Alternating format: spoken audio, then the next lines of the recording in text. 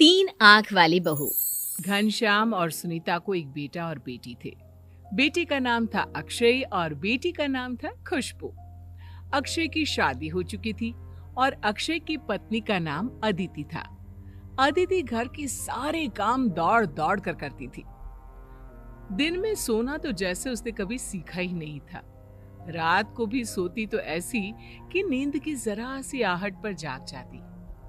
वो क्या है ना, अदिति को घर के सब लोगों पर नजर रखने की बुरी आदत थी, इसलिए उसका दिमाग हमेशा कुछ न कुछ खुराफात सोचता ही रहता था। घर में चाहे कोई कुछ भी करे, लेकिन अदिति को उस बारे में पता रखना, फिर उस पर कमेंट करना, इन दोनों ही बातों का बड़ा शौक था। इसकी वजह से बेचारे घर वाले बुरी तरह से परेशान थे। कोई भी काम करते हैं तो डर डर कर किया करते, ये सोचकर कि पता नहीं अदिति को पता चल गया तो वो क्या क्या सुनाएगी। हाँ यार, आज कॉलेज छोड़कर मूवी देखने चलेंगे। नहीं नहीं, मैं घर में किसी को कुछ नहीं बताऊंगी। हाँ, मम्मी से कहूंगी कि कॉलेज में एक्स्ट्रा क्लास है और बस उसके बाद सीधे मूवी और बाहर कुछ खा पी कर ही घर आएंगे। तभी पीछे से अदिति वहां पर आ जाती है। कहाँ जाने का प्लान बन रहा है खुशबू मैडम, और वो भी घर वालों को बताए बिना? अरे भाभी आप? हाँ, मैं यहाँ, और मैंने तुम्हारी सारी बातें सुन ली है। कॉलेज के बहाने पिक्चर जाने का प्लान बना रही हो ना तुम? भाभी, अब आपसे तो कोई नहीं बच सकता। मुझे लगा कि आप घर पर नहीं है, इसलिए छुपकर अपनी सहेली से बात कर रही थी। आप भी ना कहीं से भी टपक जाती हैं। ठीक से बात करो मुझसे।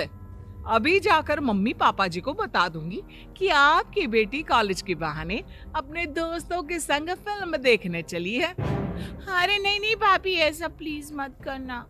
आप जो बोलेंगी मैं वो करूंगी, लेकिन प्लीज मम्मी पापा को कुछ मत बताना।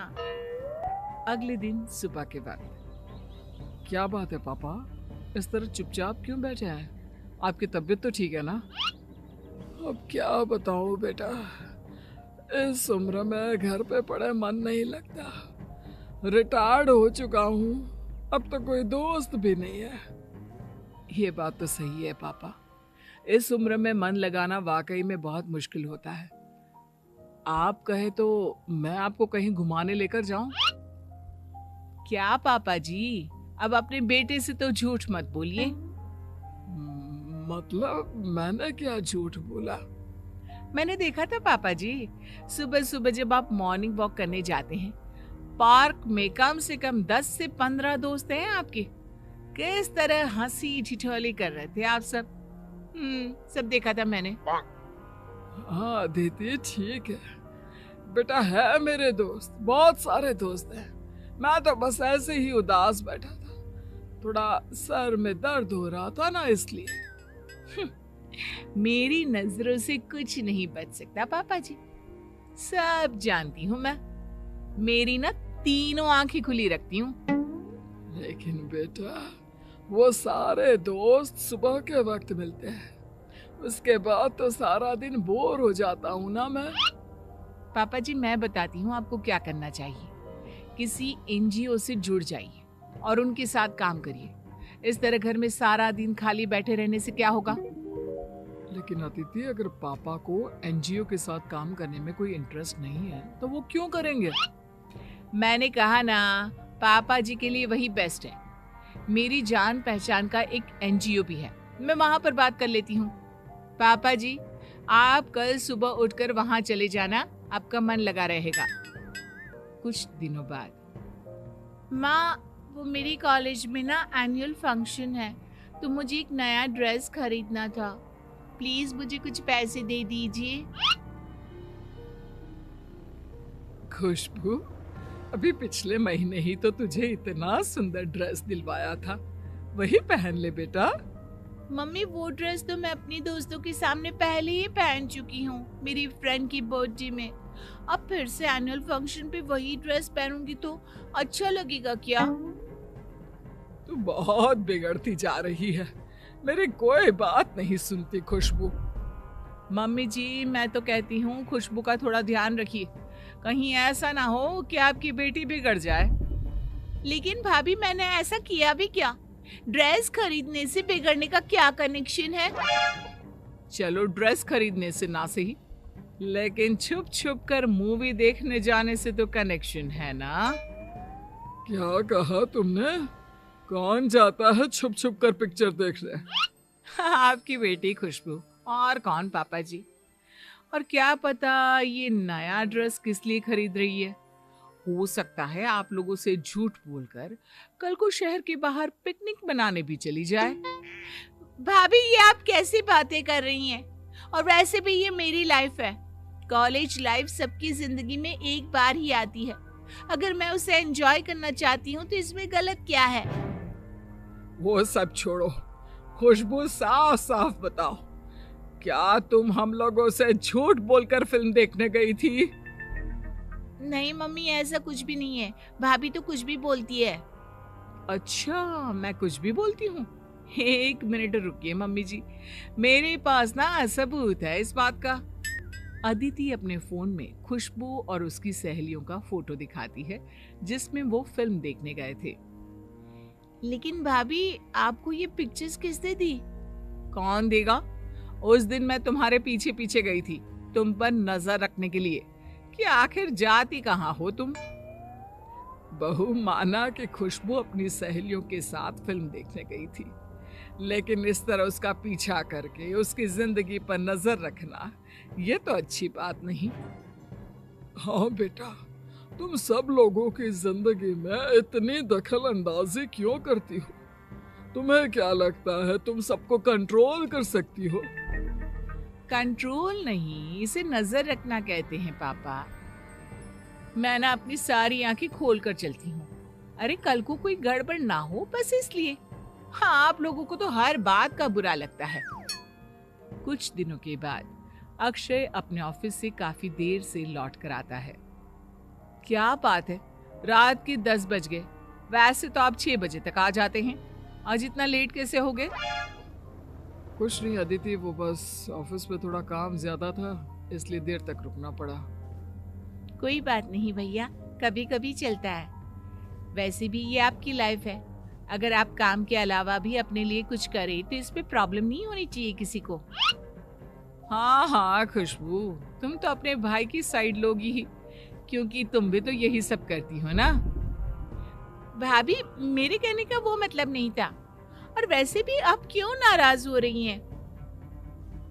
भैया ऑफिस से काम करके सीधे घर ही तो आ गए हैं ना। वो क्या है ना खुशबू, तुम्हारे भैया मुझे पागल समझते हैं। मुझे सब पता है। ये अपने दोस्तों के साथ पिछले 3 घंटे से आवारागर्दी करके घर आए हैं और यहाँ मुझसे झूठ बोल रहे हैं कि ऑफिस में काम ज्यादा था। मैं झूठ नहीं बोल रहा हूँ। हाँ, ये बात सही है कि 9 बजे फ्री हो गया था।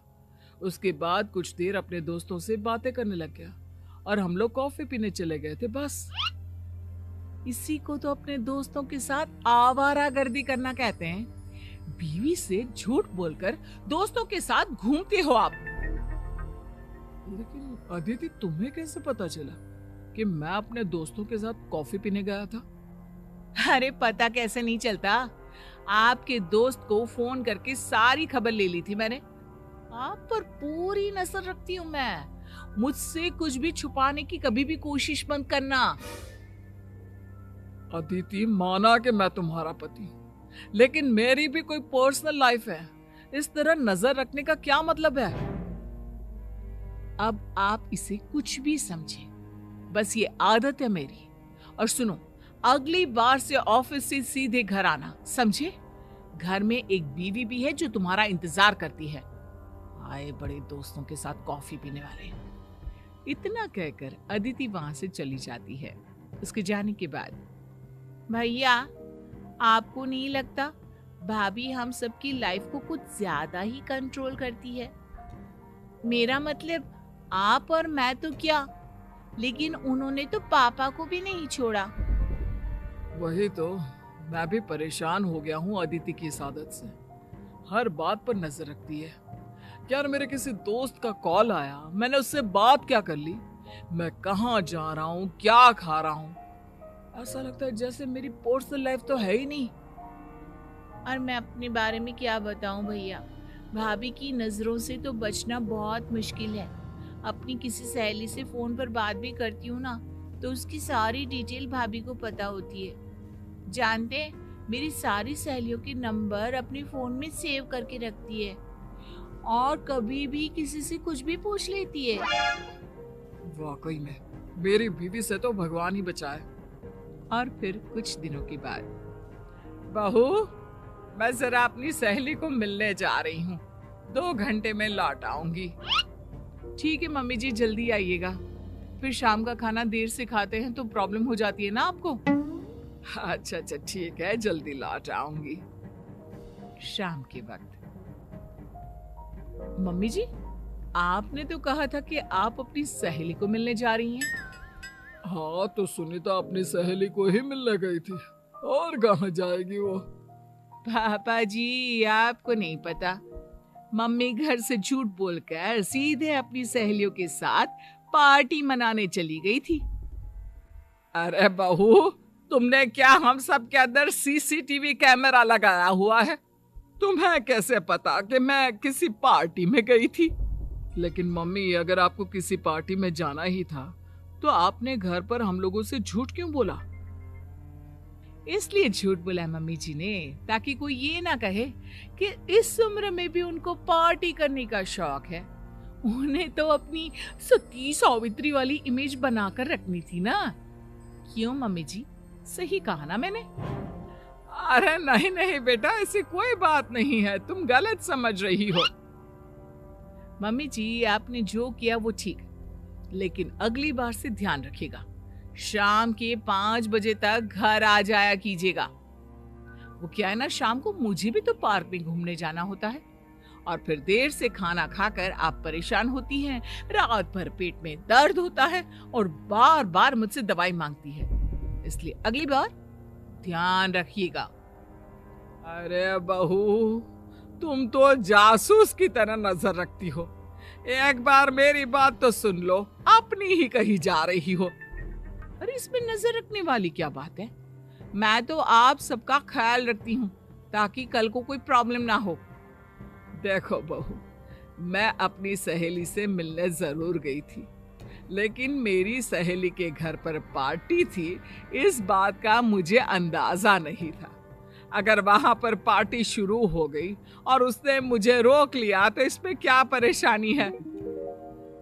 देखा अदिति, मम्मी ठीक कह रही हैं। इस तरह सबकी लाइफ में इतना ज्यादा इंटरफियर करना अच्छी बात नहीं है, और जिसे जो करना है वो करेगा ना। तुम सबकी जिंदगी कंट्रोल नहीं कर सकती। अरे इसे जिंदगी कंट्रोल करना थोड़ी ना कहते हैं, इसे तो केयर करना कहते हैं। भाभी, केयर करना उसे कहते हैं जिससे सामने वाला इंसान भी खुश रहे, लेकिन आप जो करती हैं ना, उससे प्राइवेसी में दखल अंदाजी करना कहते हैं। और एक बात ध्यान रखिएगा भाभी, कोई भी इंसान किसी दूसरे की लाइफ को कंट्रोल नहीं कर सकता, तो आप भी वो कोशिश मत करिए, क्योंकि अगर आप ऐसा करेंगी ना तो सिर्फ रिश्ते खराब होंगे। खुशबू ठीक कहती है, तुम बहुत अच्छी हो अदिति। बस ये सब लोगों पर अपनी नजर रखना और उनको बात बात पर टोकना बंद कर दो। अब अदिति की आंख खुल जाती है। अपनी इस आदत की वजह से सब लोगों के मन में अपने बारे में ये सोच देखकर वो अपने आप को बदलने